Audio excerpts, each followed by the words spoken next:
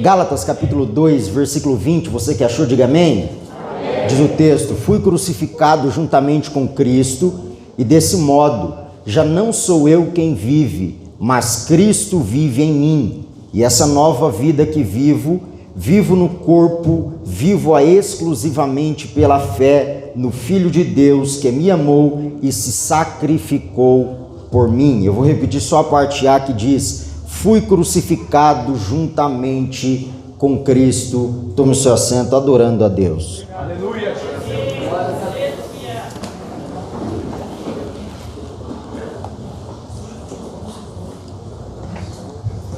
Meus irmãos, o texto lido, o texto mencionado, obrigado, o texto que acabamos de ler faz parte de um dos textos mais conhecidos, um dos personagens mais conhecidos que nós encontramos em toda a Bíblia Sagrada. Este jovem, este homem, Paulo, sem dúvida nenhuma, foi um dos homens que mais influenciou tanto na igreja primitiva, mas também na igreja atual.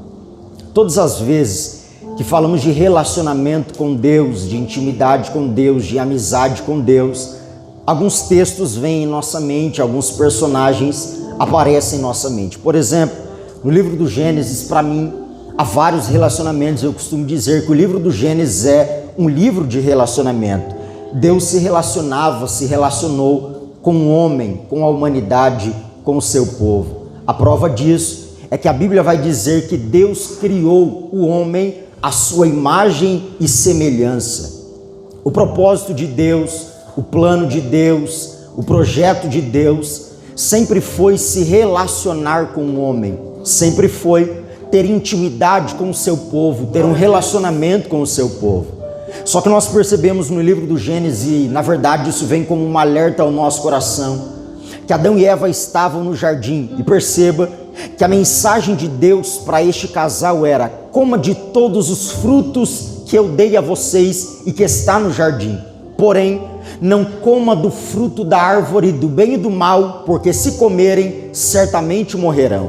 Perceba que eles têm tudo diante deles, à disposição deles. Só que o texto vai dizer no capítulo 3 que agora Eva, olhando para o fruto daquela árvore, percebeu, preste atenção, percebeu que era, primeiro, agradável aos olhos e também agradável ao paladar. Até aqui, o relacionamento de Deus com o homem era constante. Até aqui, o relacionamento de Deus com o seu povo era intenso. Porém, agora nós percebemos então a queda do homem. Como consequência disso, o distanciamento do povo de Deus. Só que perceba que o problema não estava em Deus, o erro não estava em Deus, mas no homem, que decidiu fazer aquilo que não era correto aos olhos de Deus, e por conta disso, uma lacuna agora há entre nós e Deus. O pecado nos distanciou de Deus, nos distanciou do céu. Perceba que é nesse contexto que agora no capítulo 5, a Bíblia vai dizer e decorrer para nós uma lista extensa falando sobre a genealogia, a família de Adão. Perceba o que me chama a atenção é que o texto vem dizendo, a Bíblia vem dizendo que todos nasceram, viveram, geraram e morreram. Só que no capítulo 5 a Bíblia agora vai dar uma pausa para apresentar para nós dos vários relacionamentos que o Gênesis mostra, que para mim é um dos mais intensos que eu percebo na Bíblia Sagrada. A Bíblia vai dizer: e Enoque gerou e continuou andando com Deus. Perceba que para Enoque o propósito da sua vida não era apenas gerar. Para Enoque, o propósito da vida dele não era apenas nascer, gerar para ele, fazer algo para ele, mas viver como todos viveram. O texto está dizendo: Enoque viveu, gerou e continuou andando com Deus. A ponto do texto dizer: e Enoque andou com Deus e Deus o tomou para si. Está no texto, é Hebreus no capítulo 11, versículo 5, a escritora aos Hebreus vai dizer que Enoque andou tanto com Deus, teve tanta intimidade com Deus, que o texto vai dizer: e Deus o arrebatou. Perceba que a vida de Enoque, narrada na Bíblia, é curta. Ele aparece em Gênesis no capítulo 5 e em Hebreus capítulo 11. Só que ele está provando e mostrando para nós, o contexto era que todos geravam e morriam, e não andavam com Deus. O pecado estava tomando conta e destruindo a humanidade. Só que Enoque, em meio a esse contexto, está dizendo: eu nasci, vou andar com Deus, vou gerar para Ele e serei arrebatado para o céu. Este Enoque está mostrando para nós o propósito de estar com Deus, de andar com Deus. O conceito ou a palavra tomou para si, foi arrancou, levou para ele. Tirar é Deus olhando para Enoque dizendo: há tanta integridade nele, há tanta fidelidade nele, que agora é a nossa esperança. Enquanto muitos estão vendo a morte, o meu desejo é que a nossa geração seja arrebatada, é que a nossa geração seja tomada para o céu. De vários relacionamentos, Moisés, no capítulo 33, versículo 18, Moisés agora vai clamar, diz o texto, que ele está diante de Deus e diz: eu rogo-te que me mostres a tua glória. Davi decidiu em um dia não descer para a guerra, ficou em sua casa e cometeu um pecado, cometeu um adultério, pecou, falhou. Só que agora ele corre no Salmo 51, verso 10 e 11 para dizer: eu rogo-te, eu clamo, eu peço, não me lances fora da tua presença e nem retires de dentro de mim o teu Espírito. Perceba que há uma promessa, a promessa que Cristo viria para salvar a humanidade, para pagar o preço pelos nossos pecados, para pagar o preço da nossa redenção e nos levar para perto dele novamente. Só que agora todos estavam distantes de Deus. Perceba, em Malaquias, após o último capítulo, há uma página em branco em nossa Bíblia, representa os 400 anos do silêncio de Deus. Quando começamos o Novo Testamento, percebemos então os evangelhos, 4 evangelhos: Mateus, Marcos, Lucas e João. Dos 4, todas as vezes que olhamos para o Novo Testamento, logo vem em nossa mente que foram escritos primeiro os evangelhos e depois as epístolas. Só que perceba que epístola em português, epístola em grego, traz a identificação ou indica que é uma comunicação entre pessoas distantes. Dos 27 livros do Novo Testamento, 21 são considerados como epístolas ou como cartas. As epístolas foram escritas primeiro que os evangelhos. O propósito de todas as epístolas era falar com o povo de Deus, era transmitir uma mensagem para o povo de Deus. Perceba que das epístolas ou dos livros do Novo Testamento, 50% foi escrito por Paulo. A chamada deste homem, a vida deste homem, a primeira vez que Paulo é apresentado na Bíblia, ainda chamado como Saulo, em Atos capítulo 7, versículo 58, no martírio de Estevão. Este homem, que agora é ele mesmo quem diz em Atos capítulo 22, versículo 3 e 4, eu, judeu, nascido em Tarso da Cilícia, perseguia aqueles que seguiam a Cristo, o caminho, e matava os cristãos. Este Paulo, que dá testemunho dele, a sua família era rigorosamente judaica. Ele, em Atos capítulo 22, versículo 3, é ele que diz que foi criado aos pés de Gamaliel. Este homem aprendeu a ser rigoroso e zeloso pela lei. Este homem seguia a lei, perseguia os cristãos, matava os cristãos, mas há um ponto que ele se encontra com Cristo, tem a sua vida totalmente mudada pelo poder do Evangelho e da palavra de Cristo. Perceba que este homem, alguns chegam a dizer que Paulo é mais jovem que Jesus, mas nasceu mais ou menos na mesma época. Então perceba que os dois crescem na mesma época, só que é Pedro que escreve dizendo: crescei na graça e no conhecimento. O que me chama a atenção é que os dois estão crescendo, só que um tem conhecimento e tem graça, o outro apenas conhecimento. Este Saulo, aos 12 anos de idade, ele tem tanto conhecimento que todos os judeus e o povo que sentava para lhe ouvir ou para conversar com ele, lhe aplaudia pelo conhecimento que tinha. Só que perceba que tudo que ele tem está preso ao conhecimento, mas não tem graça.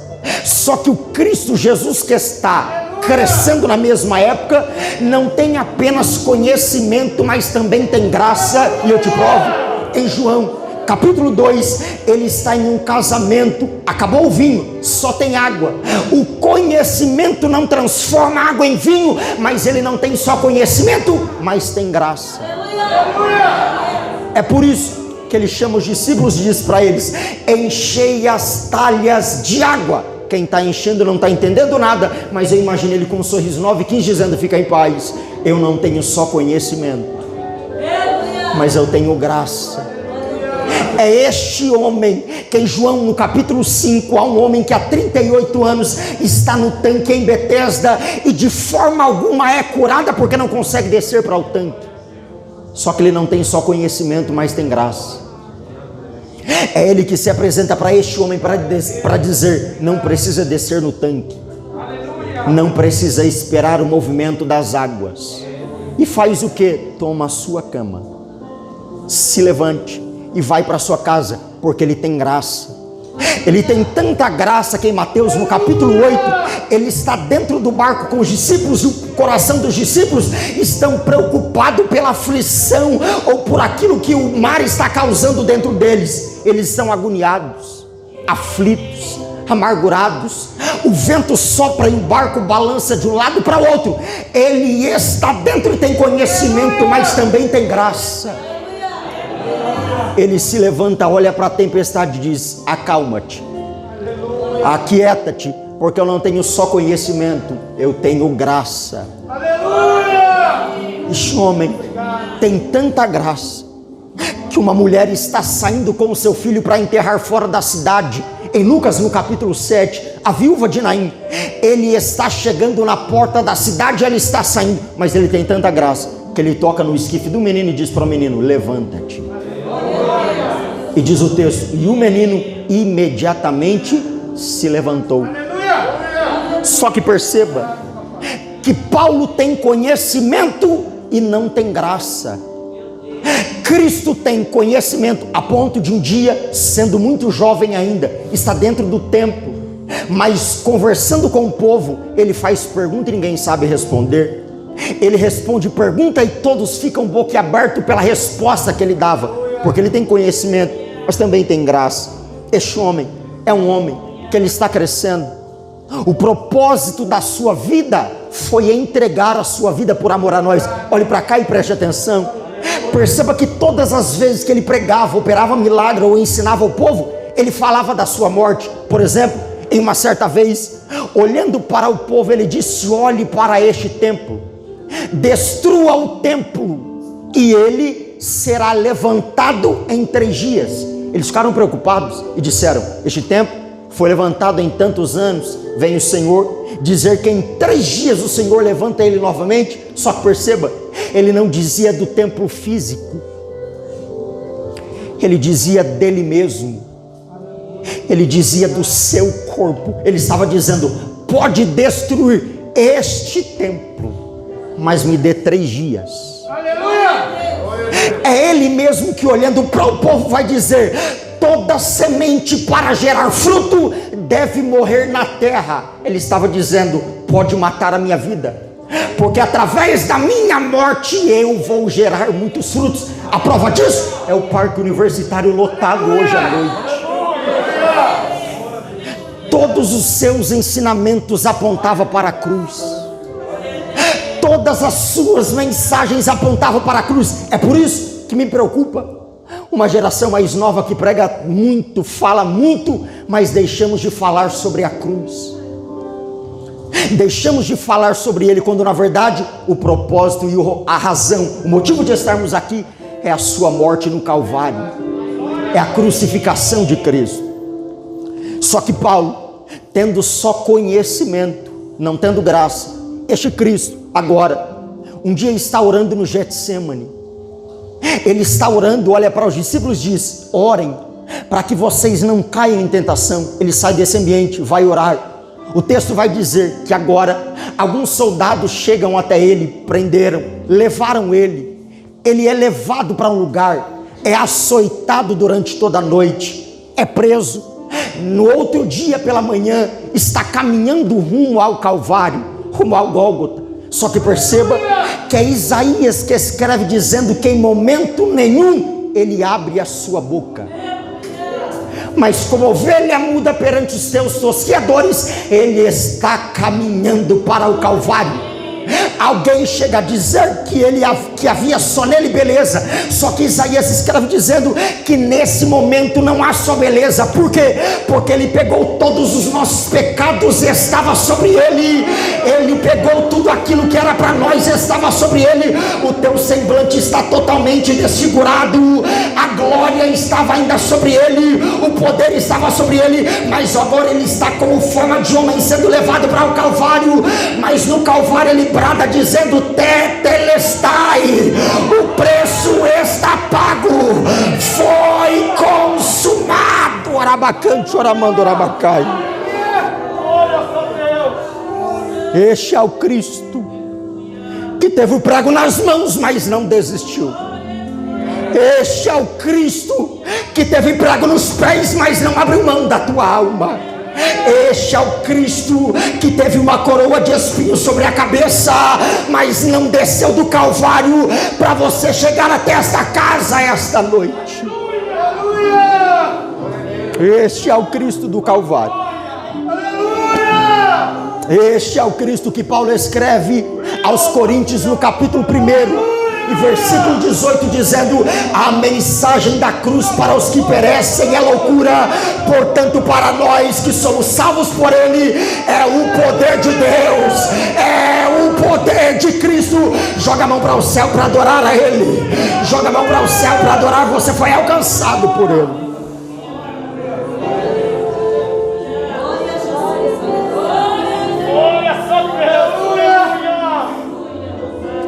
Paulo tem conhecimento e não tem graça. Só que agora em Atos capítulo 9, o do conhecimento vai se deparar com aquele que tem graça. Irmão, vou dizer de novo. Em Atos capítulo 9, caminhando para Damasco, quem tem conhecimento está caminhando para Damasco. Agora quem tem graça para no caminho para dizer: Saulo, Saulo, por que me persegues? Eu gosto que ele tem e toma a igreja realmente como sua, porque ele diz: Saulo, Saulo, por que me persegues? Saulo estava perseguindo a igreja e não Cristo.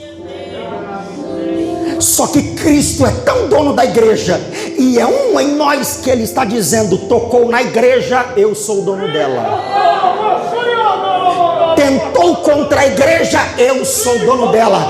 É por isso que podem tentar o que quiser do lado de fora contra a igreja. Ninguém para a igreja, ninguém mata a igreja. A igreja tem um dono. Cristo é o dono desta igreja. Cristo é o dono desta igreja. Saulo tem conhecimento. Cristo se apresenta para ele. Ele tem um encontro com Cristo a ponto do texto dizer que agora ele sai desse ambiente, passa 3 dias e 3 noites em oração e em jejum. Já virou crente pentecostal? Ele sai desse ambiente. Atos capítulo 16 é a primeira viagem missionária de Paulo, de Saulo. Ele vai para Macedônia. Paulo escreve várias e várias cartas. As mensagens que Paulo escrevia animava, fortalecia, levantava os crentes e alcança a nossa vida até hoje. Este homem tem tanta influência que 50% dos livros do Novo Testamento é de sua autoria. Os seus ensinamentos abençoaram e ajudaram a igreja primitiva, mas chegaram até nós, até o dia de hoje. Perceba que este homem, que ensinou tanto, falou tanto, disse tanto, agora vai escrever a carta aos Gálatas. No capítulo 6, versículo 1, Paulo escreve dizendo que esta carta foi escrita por ele mesmo, pelo seu próprio punho. Este homem está tentando, ou na verdade combatendo heresias, falsos ensinos daquela época. E um dos falsos ensinos que Paulo estava combatendo naquela época era o literalismo, porque eles acreditavam que nós fomos salvos não pela graça, mas por obras. Aí Paulo vem na contramão para dizer: vocês não foram salvos por obras. Paulo está pregando para este povo, e no capítulo 4, se não me falha a memória, ele vai dizer: vocês outrora eram idólatras, adoravam a outros deuses, mas ele, por graça, nos alcançou. É ele que diz no capítulo 4, que no capítulo 6, que ele se entregou, irmão, por amor a nós.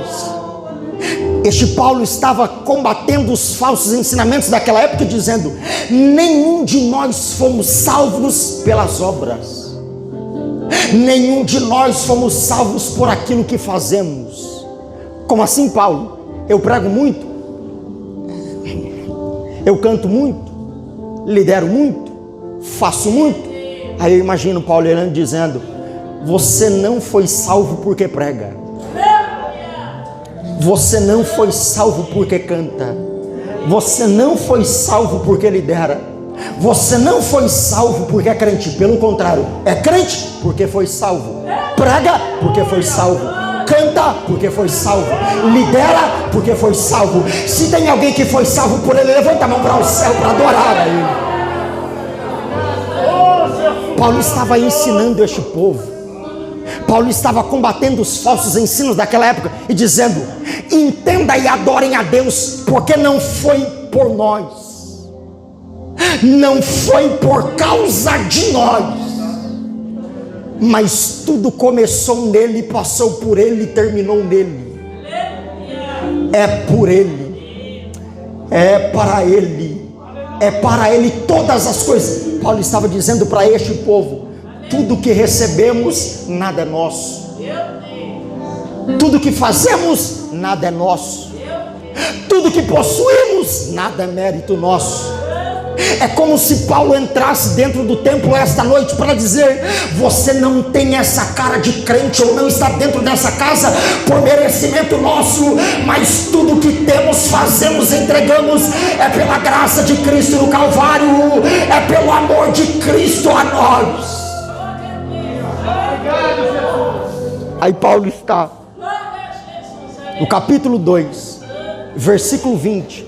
Paulo declara o que para mim deveria ser a nossa oração, deveria ser o nosso grito. Paulo, eu imagino Paulo não apenas falando, mas bradando no versículo 20: não sou eu quem vive mais.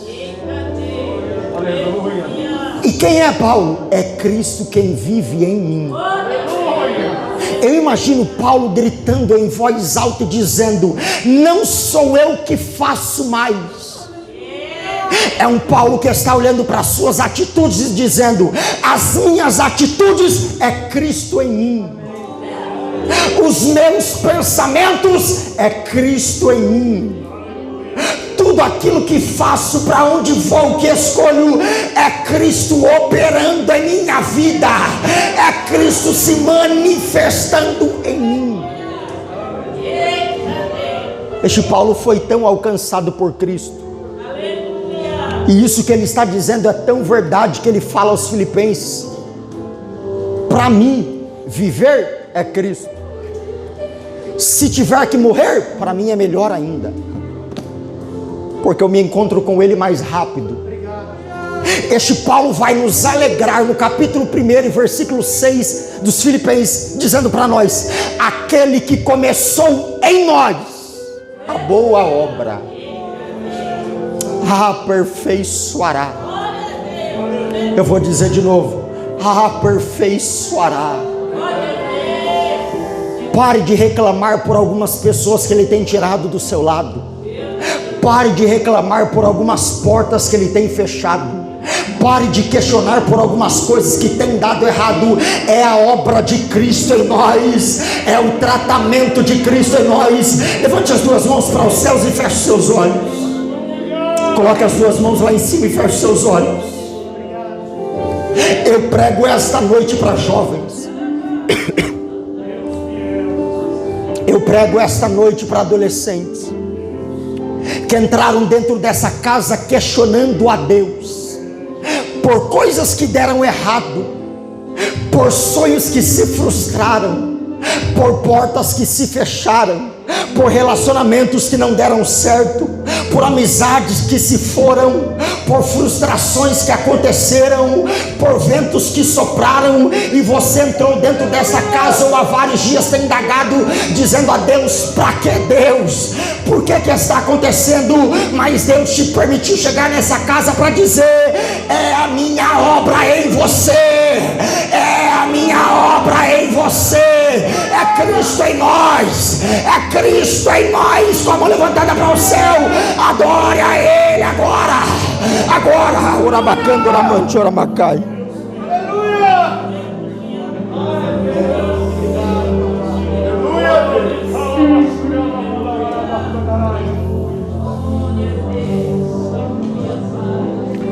Todas as vezes que falamos de relacionamento com Deus, intimidade com Deus, amizade com Deus, relacionamento com Ele, alguém logo levanta a mão de forma rápida para dizer: eu sou amigo dele, eu sou próximo dele, eu tenho intimidade com ele. Aí se perguntar o que é ser amigo de Deus, alguém vai dizer: é ir na casa dele,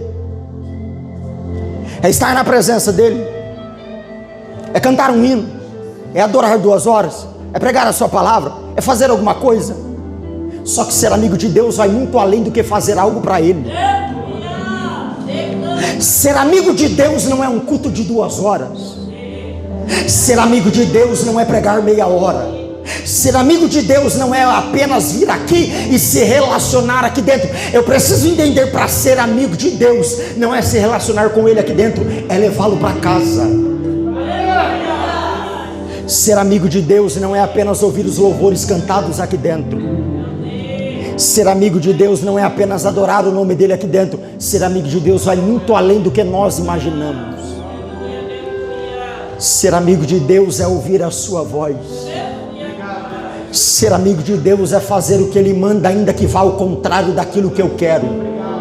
Ser amigo de Deus é seguir a sua palavra, ainda que ela frustre os meus projetos. Ser amigo de Deus é pegar os meus sonhos e dizer: não sou eu quem sonho mais, não sou eu quem faço mais, eu coloco em tuas mãos, escolha por mim. Ser amigo de Deus vai muito além daquilo que pensamos. Olhe para cá.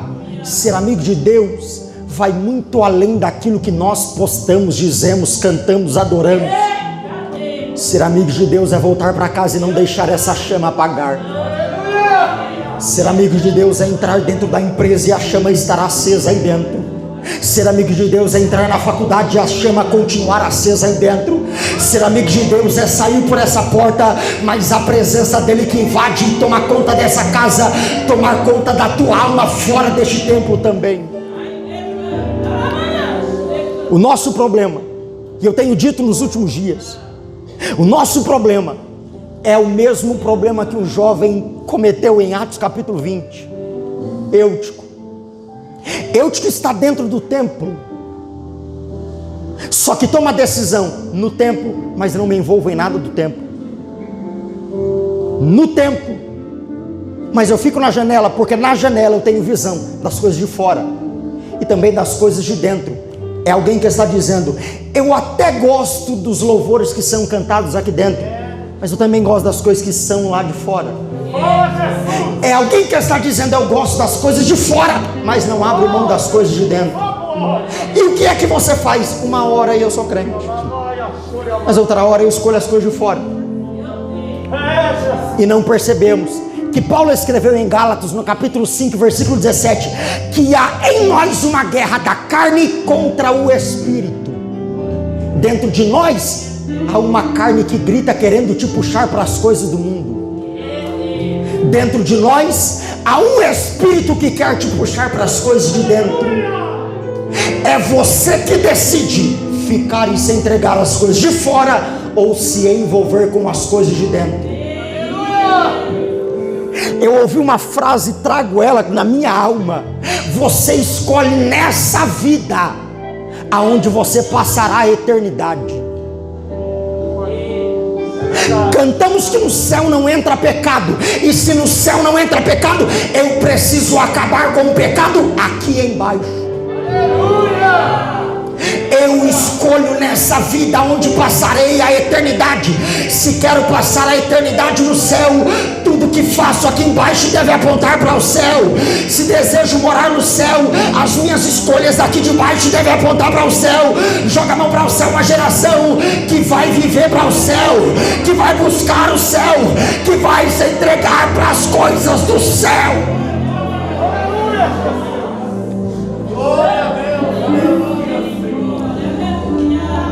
Perceba que Eutico está dentro do cenáculo. Paulo prega, o cenáculo está cheio, Eutico ouve. Só que a mensagem, e pelo amor de Deus, eu vou dizer isso de forma bem pausada para você entender e gravar. Perceba que a mensagem que Paulo prega alcança a vida de outros, mas já não causa efeito dentro de Eutico. Porque Eutico ouve a mensagem, mas não toma decisão. Eutico ouve os ensinamentos de Paulo, mas já não toma mais nenhuma postura.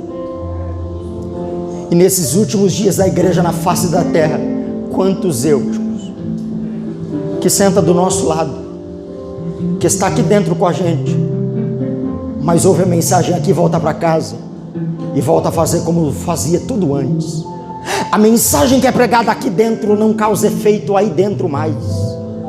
E há um grande perigo, porque quando a mensagem verdadeira não causar efeito dentro de você mais, outras coisas externas entrarão. Outras coisas tomarão conta da sua alma e preencherão o seu coração. É por isso que a Bíblia diz: quem tem ouvidos, ouça o que o Espírito diz às igrejas. Há um texto que arde em minha alma, Apocalipse. No capítulo 3, Jesus está dizendo e falando com várias igrejas. João está escrevendo. Jesus é quem manda quem fala para a igreja. Perceba que agora João vai olhar e dizer: vocês, eu conheço a obra de vocês, sei o que vocês fizeram, só que tenho contra vocês uma coisa: vocês deixaram o primeiro amor. Isso me preocupa. Na verdade, isso vem como um alerta ao meu coração, porque perceba que os anos de crente vão passando e a gente começa a se acostumar a estar aqui dentro. A gente começa a achar que é normal vir para cá, voltar para casa, é coisa do dia a dia, é cotidiano, faz parte do nosso dia. E aí com isso, entramos, saímos, viemos, voltamos e nada muda a nossa vida. Com isso, o primeiro amor vai passando. Felipe, que primeiro amor? Aquele primeiro amor que você entrava por essa porta, não se preocupava com quem ia pregar, não se preocupava com quem ia cantar, não se preocupava com quem estaria aqui, mas você entrava por essa porta dizendo: eu só desejo ouvir a voz dele, eu só desejo sentir a presença dele. Os anos foram passando, aí a gente começa a ficar um pouco mais chato e a dizer: está gritando muito, eu não vim para isso. Está pulando muito, eu não vim para isso. Está barulho demais, eu não vim para isso. O primeiro amor vai passando. A gente começa a estudar e diz: eu não li isso na Bíblia, isso está errado, não é dessa forma, não é desse jeito. O primeiro amor vai passando. A gente vem para cá e diz: para que grita tanto? Para que pula tanto? E a gente vai ficando quieto. O primeiro amor vai passando. A gente volta para casa e diz: eu preciso trabalhar, eu preciso estudar, eu oro daqui a pouco, eu sou crente há muitos anos. E o primeiro amor vai passando. A gente volta para casa e diz: eu já conheço a Bíblia, não preciso ler mais. E o primeiro amor vai passando. A gente volta para casa e diz: a correria do dia a dia é intensa demais, não dá tempo para jejuar. E o primeiro amor vai passando. A gente volta para casa e diz: eu não preciso ler a palavra dele, eu não preciso adorar a ele. E o primeiro amor vai passando. A gente volta para casa e diz: é normal eu faltar culto para estar em qualquer outro ambiente. E o primeiro amor vai passando. A gente volta para casa e diz: é normal uma coisa profana entrar. E o primeiro amor vai passando. A gente volta para casa e diz: é normal falar palavrão, depois eu peço perdão. E o primeiro amor vai passando. A gente volta para casa e diz: é normal ter conversa como essa, viver na prostituição e na pornografia. E o primeiro amor vai passando. A gente volta para casa e diz: é normal eu frequentar uma música mundana, frequentar uma festa mundana, ouvir uma música mundana, e daqui a pouco eu estou no ceia, estou na casa dele, vivo na presença dele. E o primeiro amor vai passando.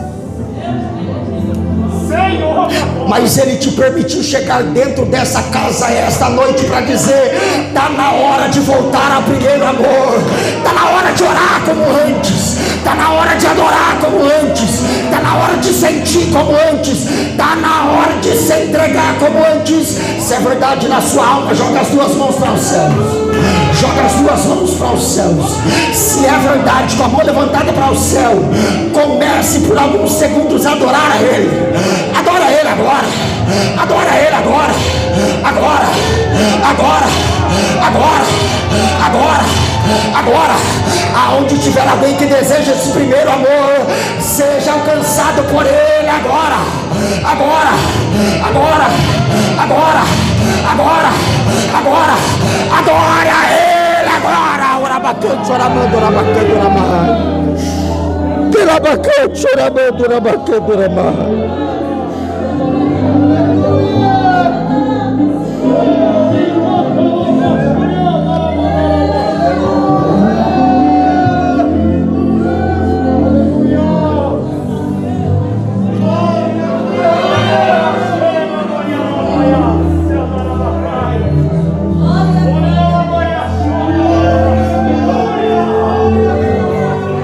Estudar é bom, trabalhar é bom e é necessário. Tudo que fazemos aqui é necessário, só que entenda: a única coisa que será utilizada, ou na verdade é o principal para a sua salvação, é a santificação. Então estude, mas santifique a tua alma. Trabalhe, mas prepare a tua alma. Namore, mas prepare a tua alma. Case, mas prepare a tua alma. Cristo voltará. Cristo voltará. Orabacante, oramando, orabacando, oramahai. Com a permissão da liderança, se coloca em pé.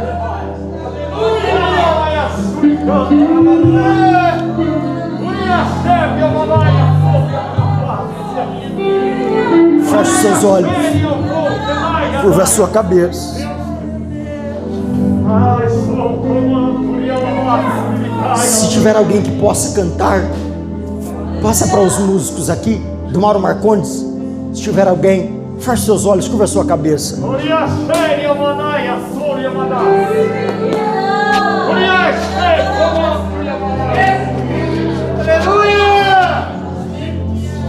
Feche seus olhos, curva a sua cabeça.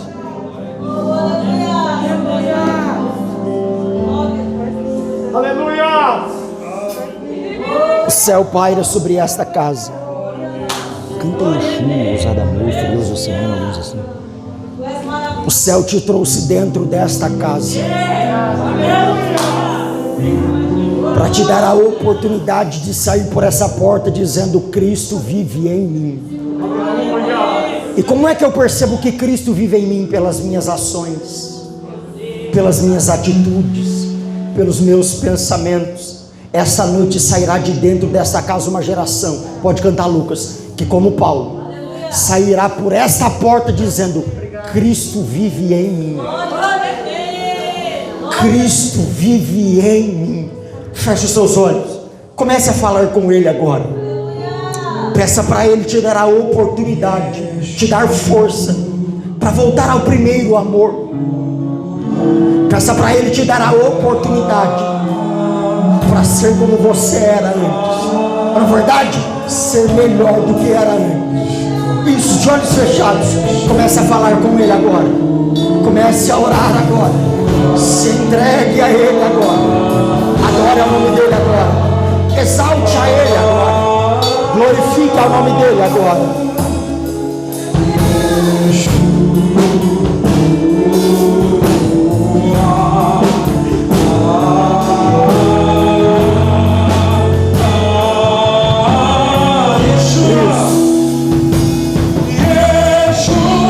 Aonde tiver alguém que não é batizado pelo Espírito Santo, você pode ser batizado por Ele agora.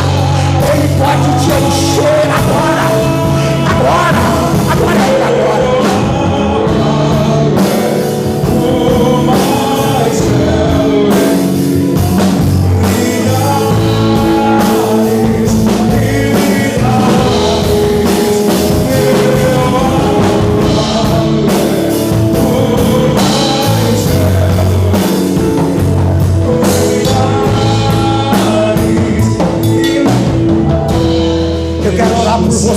você.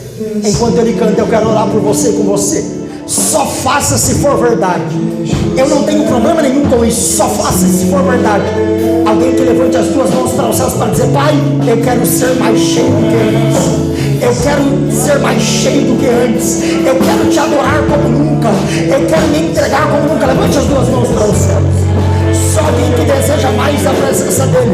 As duas mãos lá em cima.